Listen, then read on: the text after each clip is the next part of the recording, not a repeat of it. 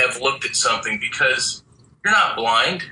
If you are, man, he'd really be good. But, but it's okay, because we have been informed our whole lives. And some of us pay more attention to certain things in aspects in life than other situations and aspects. I just happen to look at forms and shapes and lines and other elements of design and put that together for my art. You know, other people can read the same way that, like, I've got a brother, John. Like, when I walk outside, if I'm going to cross the street, I can look left and right and get a sense of what's out there so I don't get hit by a car. My brother can open up a book and just glance left and right, and he sees all the words and how they're arranged, and he knows what the page says. I'm like, you know, I can read fast, but I can't read like that. And I'm like, how do I crack into that, you know?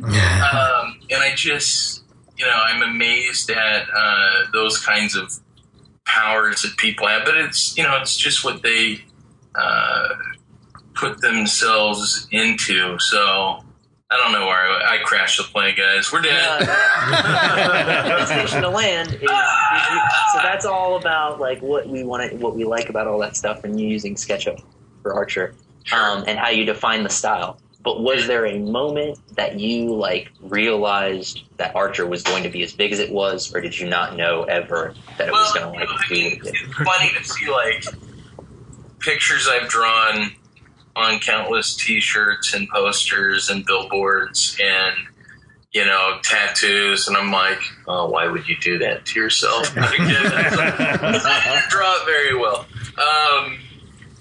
You know, like, why wouldn't you get this tattoo instead? Yeah, no, I'm always taken back and amazed at how much people like it, and it's really flattering, you know, that people seem to enjoy it. People keep messaging me, hey, I just got back from C2E2. How was CreatorCon? It was all right. I mean, you know, it was all right. Yeah, you know, I don't know, man. So you're saying that there wasn't ever like a moment that you thought that you were like, wow, this thing's getting huge, or no? I'd say, I mean, that might be the most popular thing you've ever worked on, right? I mean, as far as just probably, I don't know, notoriety, right? I don't know. I don't know how you classify that, or if you even quantify it at all. I mean, it's know me for that, but like, I'm not really one to get starstruck or like think about fame in that kind of way. So like, I mean, you know, except for when I first met Brian, man, you know, I was like, he was doing everything right. He painted the coolest Boba Fett helmet I'd ever seen. That was kind of slanted. He'd worked in some Star Wars cards, and this Princess Leia head that they had put in the 30th, or no, what was it? Was it the 30th anniversary set or 20th anniversary set? It was a while back. I'm getting old. But you know, when I first met him, it was just like, oh man, because again, the Shadow of the Bat stuff, and you know, I knew that he was, for me, he was a bookseller, because I was a completist that wanted to have certain things, and it was like all of his stuff. You know, I'd always open up a book and be disappointed, and he didn't do the inside. So, yeah, it's just, you know, as far as like the Archer stuff goes, it's like, you know, it's cool. People, you know, seldom recognize me. Even if I'm at a convention and there's a poster of the character that looks like me, that was voiced by me on a show, and they're like, "That's weird. Why would you have him on the poster?" And I'm like, I don't know. Metaphorically, he's got his pants down. You're seeing me with my pants down. It's me.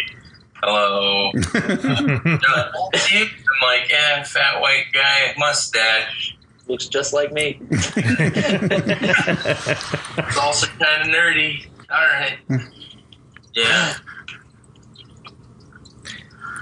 Well, that's awesome. Yeah. Thanks, Holt. It's fun to train a lot of people and like find new talent and get them in the industry. That stuff to me, like developing artists, that gets me going. Like I like working on shows and stuff, but for me, I always divorce myself from when I'm working for someone else. I divorce myself from the material. You know, it's fun to put in input and help make jokes and you know, tell those kind of stories, but I have to disengage a bit because when you get messages from like the Million Moms of America, it's like, you know, you don't want someone to tell you have an ugly kid, right, Zeke? No, I'm just. But it was fun because like my son Zeke, you know, when we did Young Archer, anytime you see him with his head down, just like we modeled Young Archer after my son, so it's like fun to see him in the show. You know, people are like, oh, yeah, you're in the show. And I'm like, yeah, but Zeke's in the show, and he hasn't seen it, and it's hilarious. But, yeah, I mean, but as far as, like, I don't know what to say, man. It was fun. I liked working with those guys. And then you did you worked on Adventure Time as well, the comic, right? Yeah, comics and some like card stuff for Cryptozoic and like the Christmas card for Cartoon Network. And oh, nice, yeah. Yeah, it was, you know, I like drawing those characters. So I saw this show, Bravest Warriors. I have a buddy, Nate Olson, that he's in charge of all the licensing stuff and over at Frederator. And Frederator's the company that helps produce a lot of these cartoons with Fred Seibert. And I saw the first episode after the pilot. I had seen the pilot previously. He had shown it to me years before it was released, and years before Adventure Time. He showed me that pilot when they were pitching it at Nick, and Nick passed on it. Those fools. I just thought Danny was hilarious with his eyebrows and his middle finger up all the time. So I drew some fan art for it, you know, and I sent it to those guys, and they're like, man, this is like some of the best fan art we've ever seen. And they're looking at it, and Nate's like, wait, who did it? And they're like, Sam Olsen. He's like, he's the guy who helped with Archer. And they were like, oh, well, what the heck? And Fred had put up a piece of artwork that someone did of Catbug and put a post on Tumblr. And Fred's an awesome guy that like has this open door policy, and he made the comment on Tumblr, man, wouldn't it be awesome if we did some Catbug books? You know, so I wrote a comment on there and said, I'd love to draw them. So he was like, okay. You know, and they got me in contact with the guys over there at Frederator Books, and I started drawing Catbug books. And then as I was doing that, I was talking to some of the guys there, and I really wanted to work on Adventure Time, so I just started drawing and writing a story without soliciting it, and just put it together and was like, hey, I have this idea. Is there any way that I could, you know, maybe get a cover or something over there at Boom? They were like, yeah, we can pull some strings. And when they gave me the contact info, I already had a story ready to go. You know, I mean, I had like 2 edits. There were 2 panels that needed to be changed because I had like, maybe I'll send you guys the artwork. Lemon Grab, he's having this existential crisis. I love Lemon Grab.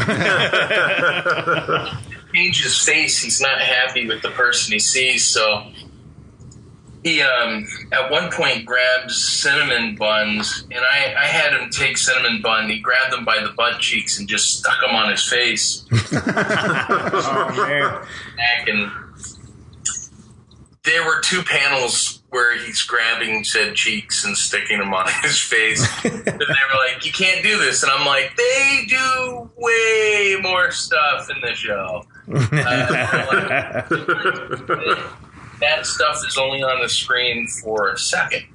And when you have a panel, it sits there forever. Yeah, I guess that is a little different. Lingers. Yeah. So I redrew those 2 panels instead of them sticking them on there via cheeks, standing cheek to cheek. It was he tied his arms back around his head and wore them like a mask. So it was in the same basic position and everything. But you know, and it was great. There was a guy that did a review of it that said it was the creepiest one that they had ever run. I was like, it's going for it. Yeah, there was, I don't know, man. I was sitting in one day just going to myself. And I just gotta do me a lemon grab story. So, yeah, but that was fun because so from Archer to me, it was no big deal because I was there at the beginning and, it's like I knew how the sausage was made. To me, Wintertime was magic because they had already seduced me with fun, and I wanted to be part of that fun. It's you get to these fun things, and like people that want to get into animation, I tell them that the dirty secret is it's like getting a job at Toys R Us. You think you're going to be at Mr. Megorium's Wonder Emporium, but in fact, get to this warehouse where you're sweeping floors and stocking shelves and harassing people for their zip code and trying to get them to buy batteries. After 2 months, they go, well, thanks for helping out during Christmas. Now the little old ladies are going to continue to work and you're going to go back to your crappy life. So that's kind of like the animation world. But doing the Adventure Time stuff always felt like magic to me. It was Mr. Megorium's Wonder Emporium. So anytime I get to play with those toys, I'm like transported and just kind of giggle while I draw and and read the stories and go, I hope they get approved. And that's the way I feel with Komander Kaiju right now is, I have all these I have pages that I've been thumbing out like I'm way ahead on my thumbnails, and I'm so excited to get like them out there. And Hoyt will tell me to get busy.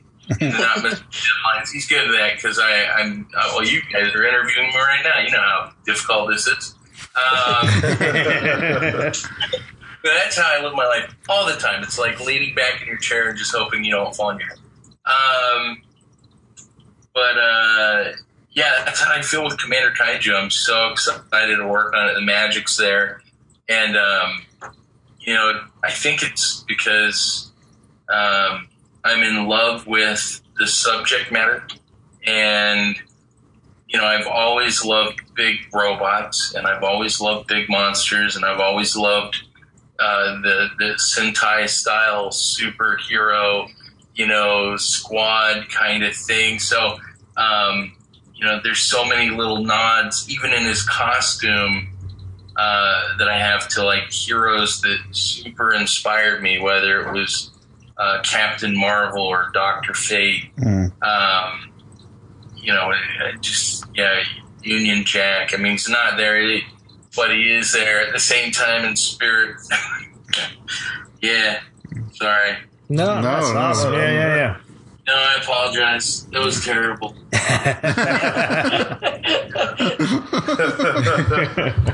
No, it's cool. It's cool to hear what you guys are into. I think. Yeah, that was actually going to be my next question. Is maybe start with Hoyt. Just what because this podcast tends to deal with pop culture. What elements of pop culture that are currently out are you into?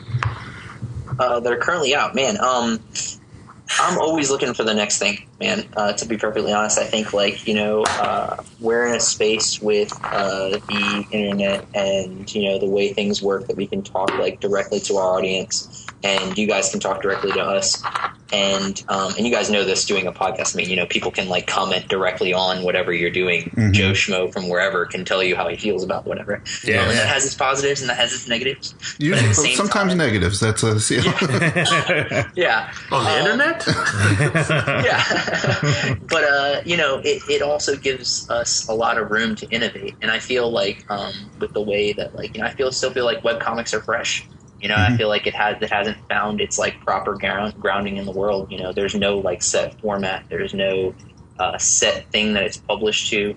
And so, you know, when it comes to pop culture, I'm always looking at the same stuff too. I mean, I have my classical influences, but at the same time, you know, if something new comes out and it catches my eye, I'm all into it. You know, I mean, I was just reading Horizon, the image book Horizon is fantastic. You know, like totally, you know, just something I caught my eye in the store. I picked it up. I started reading it. You know, as far as like mainstream pop culture, you know, again, like hip hop, it's a huge influence on my stuff. I like new stuff. I like Pressure. I like, you know, Young M.A. and a bunch of the new guys.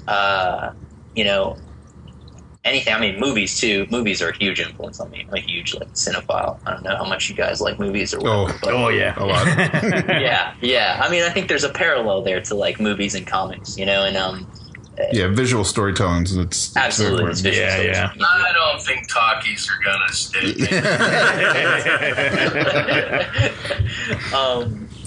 Yeah, no, it's cool, and the reason I think I like comics more than I like film or that I like you know, novelization and books and all that stuff, is because it inhabits this like cool space in between where sort of books give you everything interior. You know, books can do a great job of spelling out what's happening inside someone and giving you these like really in-depth observations of the world around you and allow your imagination to fill that stuff in based on the information you're getting.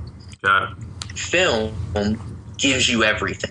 Like film is like dope in the other sense where basically it just gives you everything. Like we're going to give you sound. I'm going to show you exactly what I want you to look at. I'm going to tell you exactly what I want to tell you in this part of the story and all that stuff. It just hands you everything. So you really in film, you're along for the ride. You don't really participate. Whereas like in books, you participate way more, right? Yeah. But comics are that cool middle space where it's like, it's both, you know, like not only like as a creator, you as the reader are taking full part in what's happening because I can only give you sort of in-betweens of actions and it's up to you as the reader to fill that stuff in. And I think that that's like just such a cool thing, you know, that I can like lead or like give pieces of something and someone else comes around and puts their own spin on it. You know, like the comic I draw will never be as cool as the comic that's in your head. But if I set things up properly, I can make that the coolest thing you've ever thought of. It's not what I've thought of. It's what you're thinking based on what I've done. You know? Like setting the stage or something. Yeah, exactly. And that stuff is like a lot of fun to me. I really enjoy that part of it. I don't know. I guess I got off track there too. Sorry. No. That's what this is about. Is getting to know you guys. So yeah. Is there a particular comics that you're reading right now that? So I just put down Horizon. Horizon probably like the thing I'm reading, and then I just picked up and read I'm halfway through the second volume of Fatale. I know I'm definitely late on that stuff, but that book's incredible. I don't know if you guys read it. Fatale, Ed Brubaker, Sean Phillips. I have not read that. No. Yeah. Oh, it's incredible, man. You should definitely read it. Amazing storytellers. Really, really good. We'll add that to the list. There's several volumes deep in that too, so you guys have got plenty to catch up on, just like myself. Yeah. What about you, Sam? What kind of stuff are you into? Well, that sounded really dirty. I didn't mean it that way. Let's get dirty, Sam. Let's see. So, books I'm currently reading. I'm currently going through all the old Go Nagai stuff. So I'm rereading old Mazinger stuff, and because it's for me, I want to make sure I pay tribute and homage to these sources that he gave me so much fun. At the same time, not do any of the stuff that they made. Feel like, all right, I want to make sure I'm not ripping these guys off. Because subconsciously, read something like, one of my favorite stories of all time is the Lone Wolf and Cub series. And, to me, it's one of the most perfect comics. It was good long run, but it has an end. And I think stories need to have endings. And I've got one for Komander Kaiju, but I don't want to do it for 20, 30 years. But other books that I'm reading, I read a couple books all the time. The same books, like The Amazing Scrawn Head, at least once a day. No, I'm just kidding. Reading quite a bit though, but I'm not picking up any of the mainstream stuff right now, only because I just haven't had time. It's on my list. There's a lot of things that are out that are on my list, but I just I don't have a subscription or a pull box anywhere right now, which is problematic. However, every time I do go into a comic shop, which is pretty frequent, I always pick up a book. I was reading Darth Vader there, and just loved. I love Darth Vader, so I just enjoyed the heck out of his series. I'm looking forward to seeing some of the IDW Star Wars stuff that they got on the horizon. There's a couple other books that are out that I want to read because I'm getting ready to go to Free Comic Book Day at Ultimate Comics in North Carolina. I think I'm at the Cary location. So when I go in there, I'm going to have to buy some books because that's my rule. So if they still have, what's that, the Batman Flash lenticular cover with the little Watchman. The button. Smiling. Yeah, the button storyline. I just picked that up. I saw, just the image to me was striking me. I was like, I'd like to know what's going on. I know these characters. I'd like to see what they're doing with them.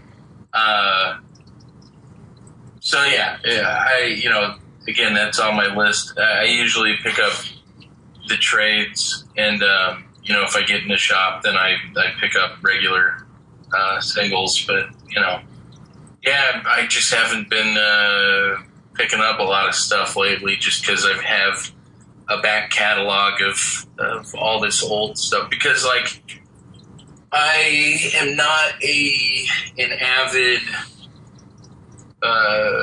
manga reader. I mean, I read the Naruto stuff and read some of the Bleach stuff, but I don't regularly pick them up, So, and when you're going back and you're like, okay, I'm going to get all the works of the guy, then it's like, I got to shell out some money for this crap. But it's like, it can get expensive. Because I have on my shelves right now just a ton of other books that I'm going through. They're all animation books, and it's Disney, The Art of Story, The Art of Animation, The Art of Design. I've got this lifestyle illustration of the 50s and 60s book that just showed up. Oh, I just got the fantastic, anyone who's into character design, Steven Silver just put out a book called The Silver Way, and you can get it for under $30 on Amazon. And it is one of the most comprehensive, fantastically done character design books. Something that anyone that wants to work in the animation industry in particular, but if they want to just learn how to come up with characters and draw them solidly and turn them around and put up, his book is right now the pinnacle of character design books out there. It's so comprehensive. It's 300 something pages. I contributed on the Kickstarter, so I got the special hardcover edition. Nice. floppies on, but like just going through that and like sharpening the tools, so to speak. I want to get back to fun reading. I'm not allowed to do it right now because I'm sharpening those tools, but it's okay because when I get to the fun reading, I go through it so fast. Nice. All right. Well, I guess I don't know. Is there anything else that you guys want to talk about or mention or promote? Appearances you might have coming up? Yeah. We're going to be doing a Tidewater Comic Con. Yeah, Tidewater Comic Con. Be out there. 13th and 14th. Yeah, and I'll also be at Free Comic Book Day at Heroes Aren't Hard to Find in Charlotte, North Carolina on the first Saturday of May. Free Comic Book Day. Yeah. Nice. And yeah. Sam's got a Patreon. Oh, yeah. Share your guys' Patreon information. Yeah. So my Patreon address is patreon.com/Sam Ellis. How did you come up with that? Sorry. My parents did it. They were like... But and then Hoyt's got... Yeah, my Patreon is patreon.com/Hoyt Silva, HOYTSILVA. Mine's spelled with a silent M and 4 Q's. You know what? I automatically spell my name, and every time I say it to anybody, because everybody gets it wrong when they spell it. I don't know what it is, but like even today, I went to the Ace Hardware thing. We're doing this whole garden thing at the house, and at the apartment, we went to go buy potting soil, and I'm signing up for the Ace Hardware like points card because it's right across the street. I should have gotten this points card years ago, but whatever. Spelling my name, I literally spelled out the name, anagrammed it and everything. And she spelled it instead of HOYT, she spelled it HOWT. And I had to, how does a Y sound like I get it all the time. So I got to spell. Wait, that's a very attractive man. So, and she thought, hot. You know? I think she just misspelled that. If you would have met this girl, you wouldn't have thought that.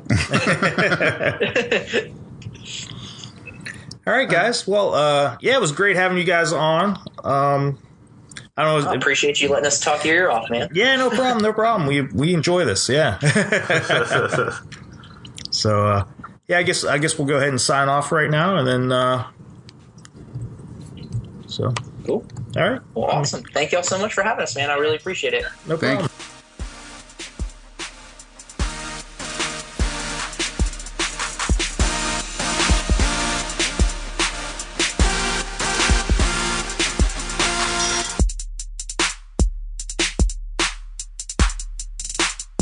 Hello, it's Rick back again. As you could probably tell, both Sam Ellis and Hoyt Silva were awesome guys, and we loved having them on our podcast. We take them back on our podcast any day. So please check out their website, justcomicsgroup.com, and also check out our website, allofmyissues.com. You can also find us on both Facebook, Twitter, and on YouTube at All of My Issues.